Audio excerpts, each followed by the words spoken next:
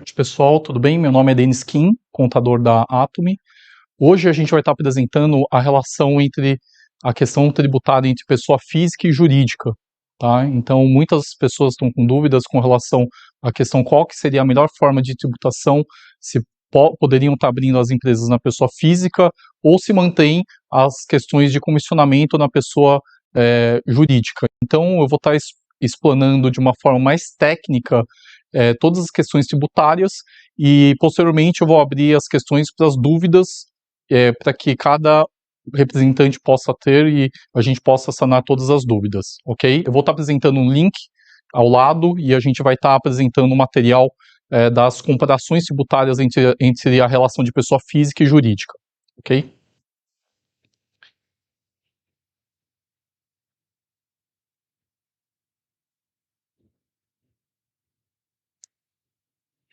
Vamos lá. Então, com relação, espero que assim todo mundo esteja olhando o slide. Então, com relação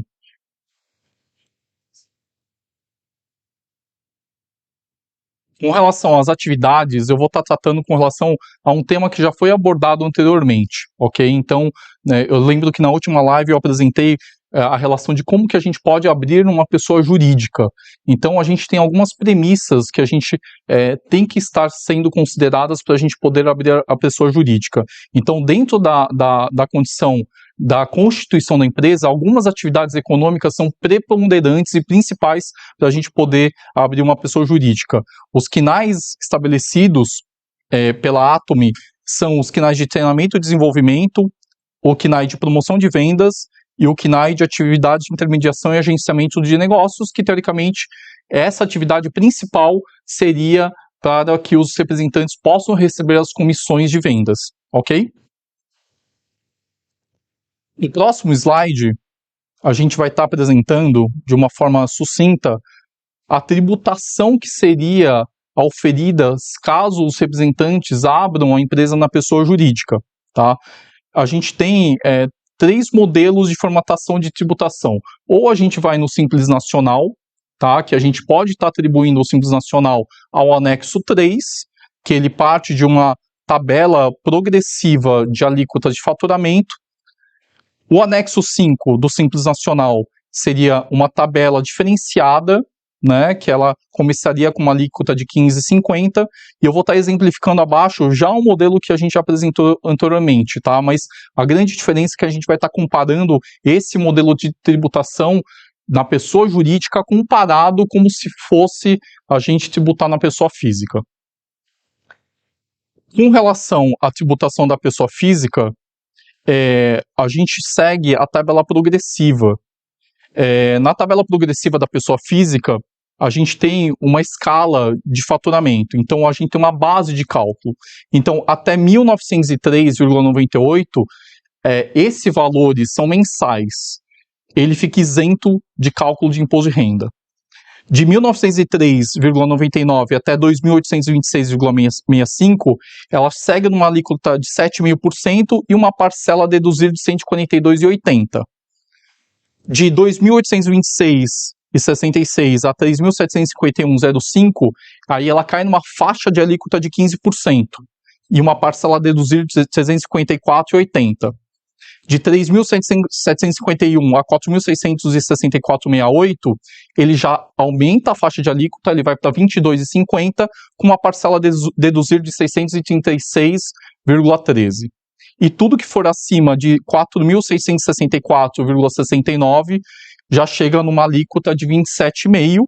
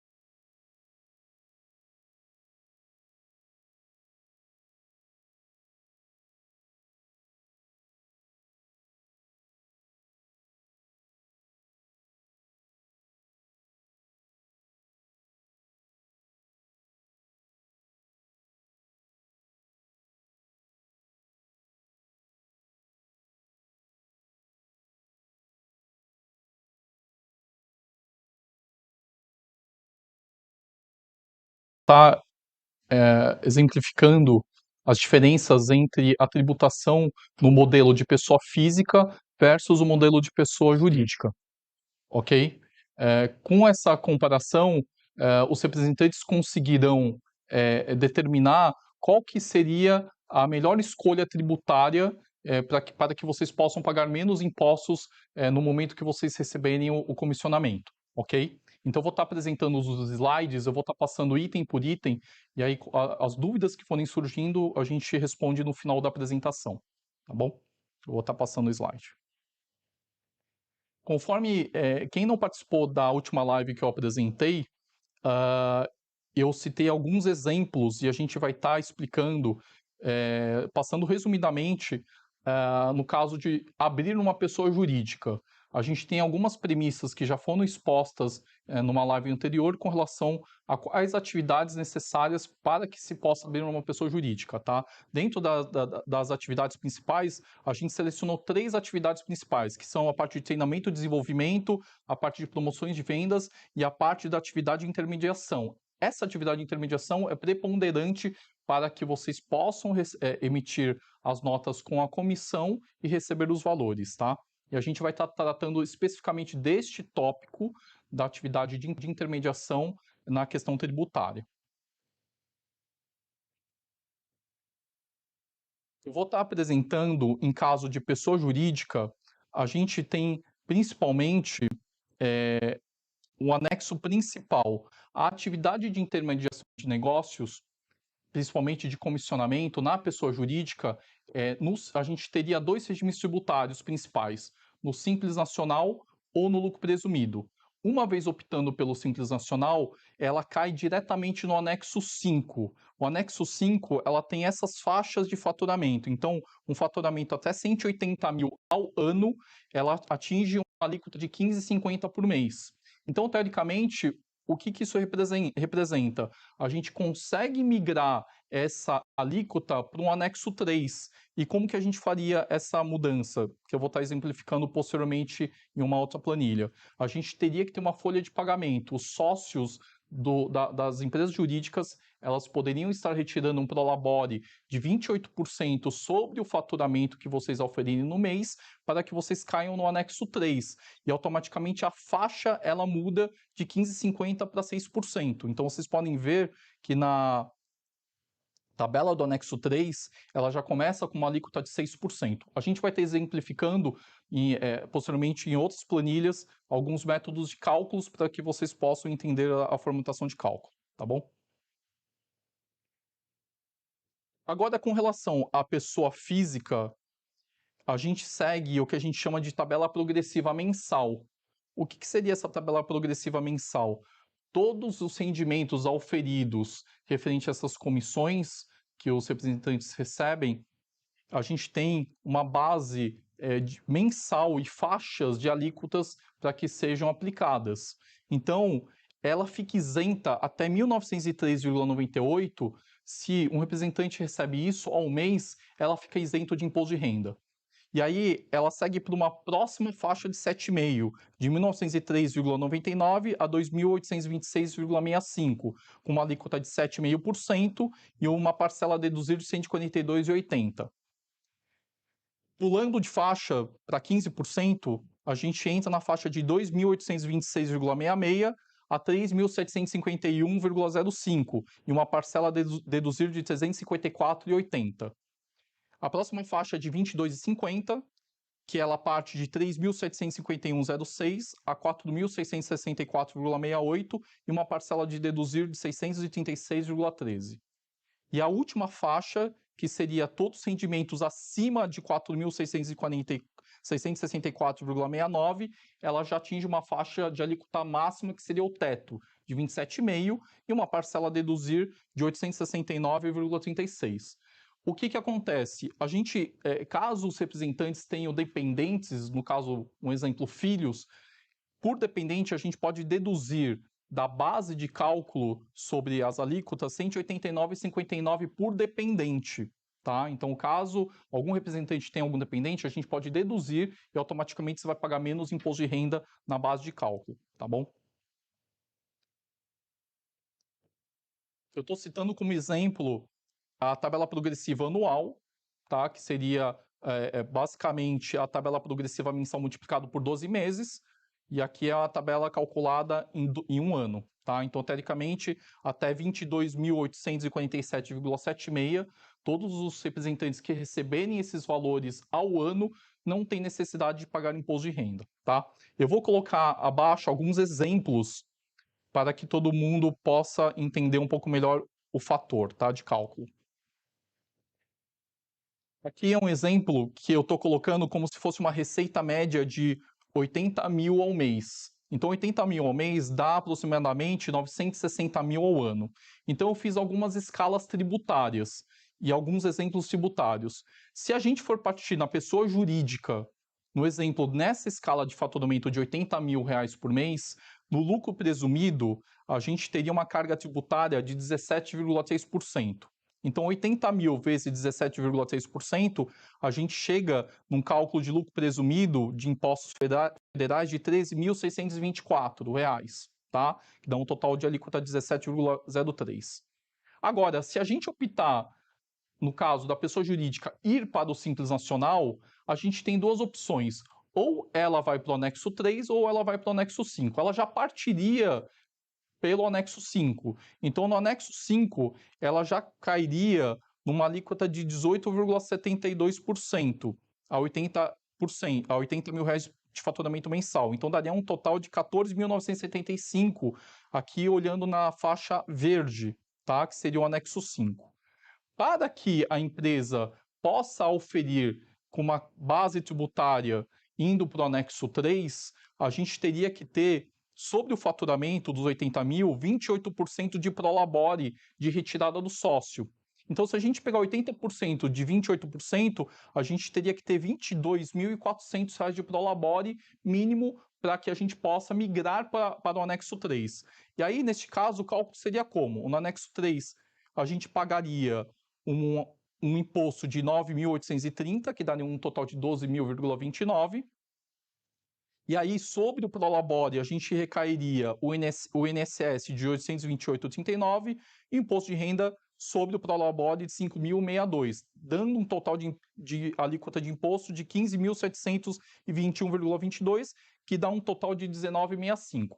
Então, a gente vai comparar o anexo 3, o anexo 5 e o lucro presumido, tá? No lucro presumido, a gente viu que a alíquota deu 17,03, no anexo 5 deu uma alíquota de 18,72, e no anexo 3, que é o laranja, pintado em laranja, deu um total de 19,65, isso na pessoa jurídica.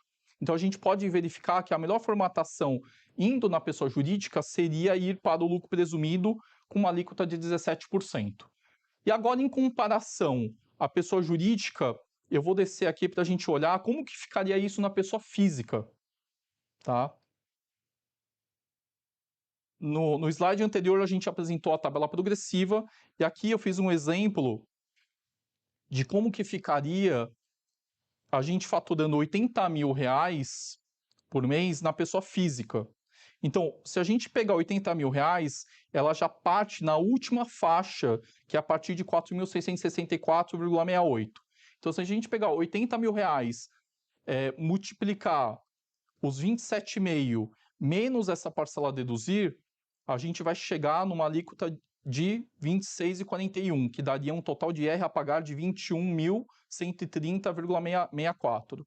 Então, a gente pode verificar que, neste caso, a pessoa física não seria vantajoso você estarem recebendo os comissionamentos.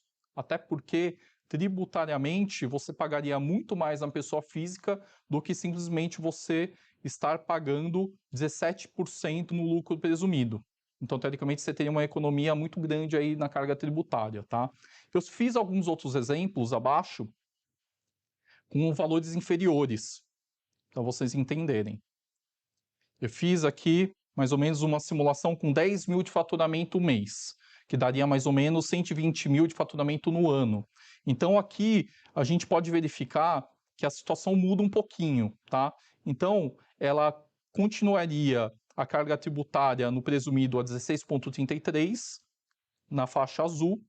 Na faixa verde, ela ficaria em 15,50 que daria um imposto de 1.550, e a gente pode verificar, indo para o anexo 3, que aí é o fator R, que a gente chama, tendo um prolabore mínimo de 28%, e vocês recolheriam, na base do anexo 3, 893,82, que daria um total de 8,94% de imposto, tá? Vamos comparar esse valor com relação à pessoa física. Os 10 mil reais na pessoa física, como que ficaria? Ela fica na última faixa, e ela aplicaria os 10 mil multiplicado por 27,5, menos a parcela a deduzir de 869,36, daria um imposto de 1.880, que ficaria uma carga tributária total de 18,81% na pessoa física. Então, enxergando nesse sentido, a gente verifica que a melhor condição tributária seria vocês estarem no Simples Nacional no anexo 3, recolhendo um prolabore mínimo. Teoricamente, vocês pagariam apenas 8,94%, praticamente 9% de imposto. Então, neste caso, também ainda continua sendo vantajoso vocês estarem na pessoa jurídica, tá? E ainda fiz mais alguns exemplos diminuindo o faturamento. Vamos lá. Aqui neste caso, é o mesmo caso similar ao faturamento de 10 mil. Aqui, neste caso, também, a gente pode enxergar com um faturamento de um faturamento médio mensal de 5 mil reais, que dá um faturamento ano de 60 mil.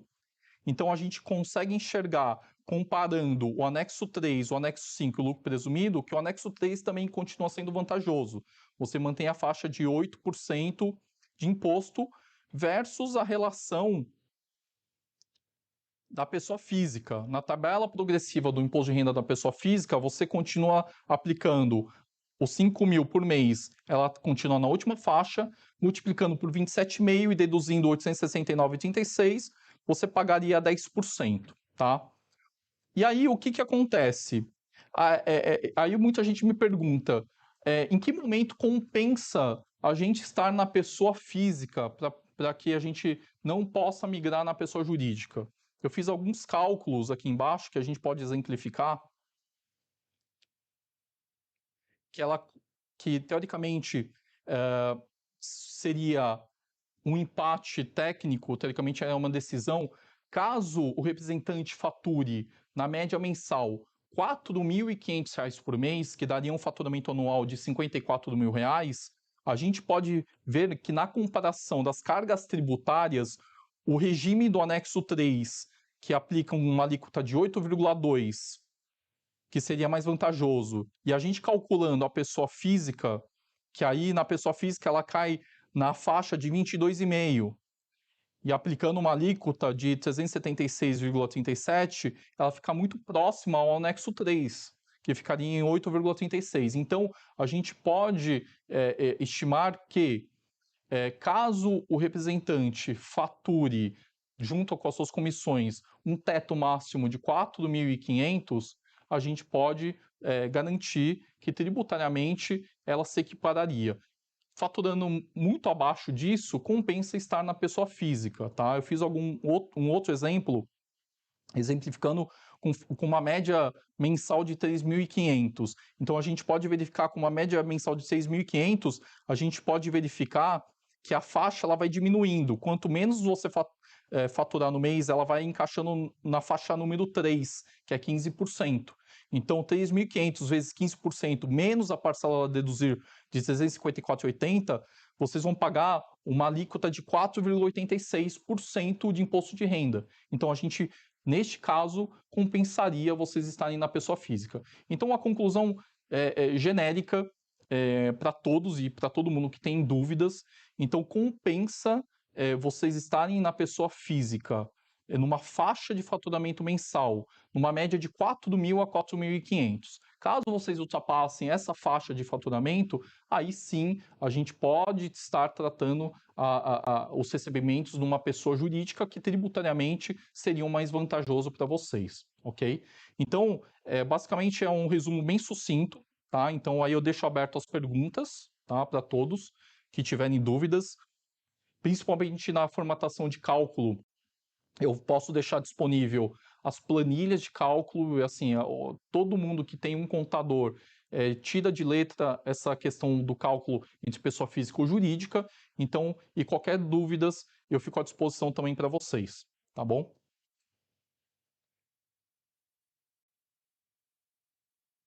Oi, pessoal, boa tarde. Estamos abrindo aqui para as dúvidas. Peço que cada um de vocês escreva aqui no chat. Infelizmente, a gente não consegue abrir os microfones.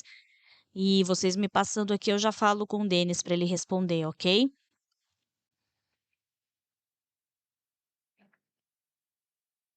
Sem dúvidas. Tudo super claro assim?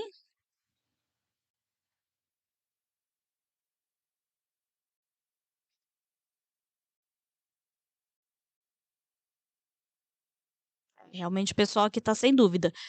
Ficou bem claro, gente? Vocês entenderam a diferença?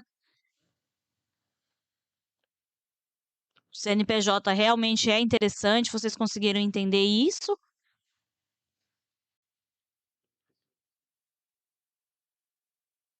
Então, ok, se for assim, eu vou encerrar por aqui. A gente vai disponibilizar essa live. Alguém está me perguntando. É fácil para os contadores entenderem o rendimento do multinível? O rendimento do multinível, sim, teoricamente, todos os rendimentos que são oferidos na pessoa física, principalmente, e na pessoa jurídica, tá? Então, vamos lá. Todo o cálculo, no exemplo da pessoa física, que receberem os comissionamentos via pessoa física, a retenção, ela já é efetuada dentro da Atomy. Então, teoricamente, vocês vão receber os valores líquidos, ok? No caso da pessoa jurídica, é um pouquinho diferente.